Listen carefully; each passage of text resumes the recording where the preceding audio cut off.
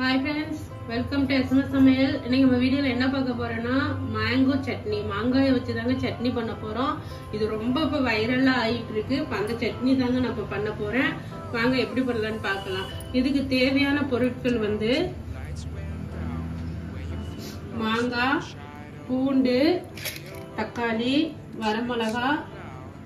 இப்போ வதக்குறதுக்கு இதாங்க இப்ப தேவை. இப்போ இதை வந்து நம்ம வதக்கிக்கலாம். இப்ப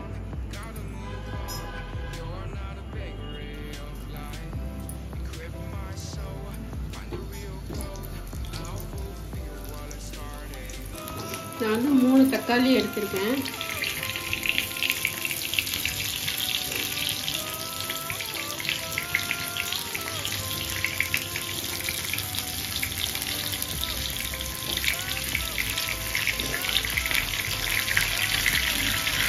இதோட பூண்டையும் வரமிளகாயும் போட்டுக்கலாம்.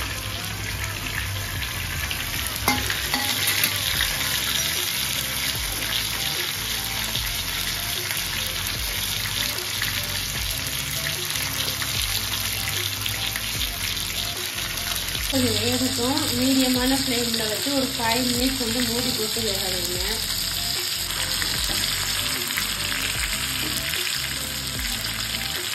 இப்படியே பரட்டி போட்டு வேக வைக்கணுங்க.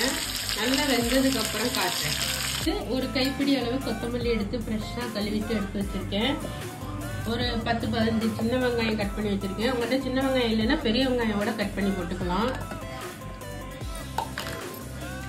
இது வந்து பாருங்க, மேல உள்ள ஸ்கின் எடுத்துட்டேன். அதே மாதிரி தக்காளிலையும் மேல உள்ள ஸ்கின் எடுத்துட்டேன். இந்த பல்ப்பு மட்டும்தான் போட்டிருக்கோம். இதை போட்டு கோஸா அரைச்சிக்கணும். ரொம்ப நைஸா அரைக்க கூடாது.